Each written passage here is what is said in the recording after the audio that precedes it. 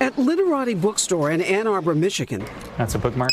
owners Hillary and Mike Gustafson encourage people to read, Are you a fan of short stories at all? I do like short. but they're also inviting them to write the old-fashioned way, What is this insane machine?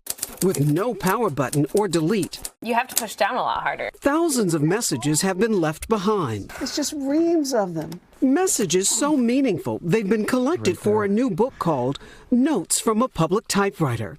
Here's one of my favorites. When we were younger, we would color our skies purple, our trees blue, and it always looked perfect to us. The idea to put an old typewriter in a quiet spot in the store was inspired by Michael's grandfather, who left him a 1930 Smith Corona. I remember typing on it for the first time. I'd be click-clacking and watching the hammer snap onto the white page and watching the ink form on the white page. And it really made me feel connected not only to writing and to language, but to him. And now a community connection. Are you surprised by what people have written? I'm so surprised by all notes of love, notes of loss. We get marriage proposals. We get confessionals.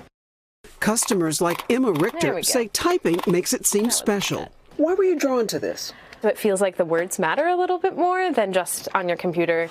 Her hopeful message became part of the book. Our future will be okay if we keep sharing.